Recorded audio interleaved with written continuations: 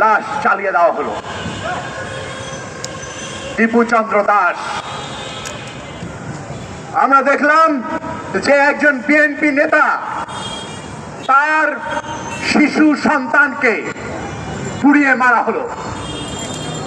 আমরা আজকে কিছুক্ষণ আগে সংবাদ পেলাম যে খুলনা এনসিপি নেতা তাকে গুলি করা হয়েছে, তাদের শ্রমিক নেতার উপরে গুলি করা হয়েছে। আমরা বলছি যে বাংলাদেশে এই ধরনের সন্ত্রাস, সমস্ত ধরনের সন্ত্রাসী কার্যকলাপের বিরুদ্ধে আমাদের দাঁড়াতে হবে। যে ধরনের ভায়োলেন্স সমাজে সৃষ্টি করা হচ্ছে, বল প্রয়োগ করে মানুষকে বাধ্য করার যে সংস্কৃতি, ফ্যাসিবাদী সংস্কৃতি, সেটাকে যেভাবে জিইয়ে রাখা হচ্ছে, তার বিরুদ্ধে আমাদের লড়াই গড়ে তুলতে হবে। সমস্ত মতের সহাবস্থানের ব্যবস্থা করতে হবে।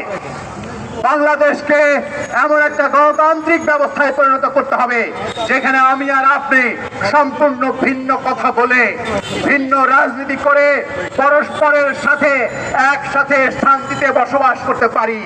এই রকম ব্যবস্থায়, এরকম রাজনৈতিক ব্যবস্থা বাংলাদেশে প্রতিষ্ঠিত করতে হবে। আমরা গণসংহতি আন্দোলনের পক্ষ থেকে নতুন রাজনৈতিক বন্দোবস্ত বলতে এই বন্দোবস্তকেই বুঝিয়েছিলাম।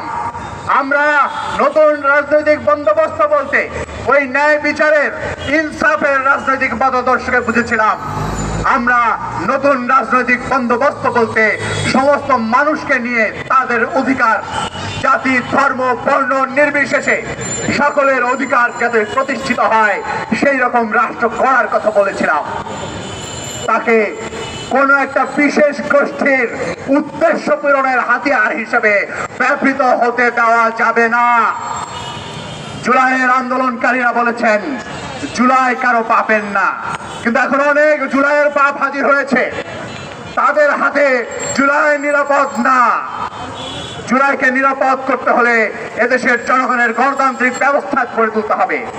আজকে বাংলাদেশকে অস্থিতিশীল করে আগামী নির্বাচনকে পণ্ড করার যে চক্রান্ত, সেই চক্রান্ত প্রতিহত করতে হবে, গণতান্ত্রিক উত্তরণ ঘটাতে হবে।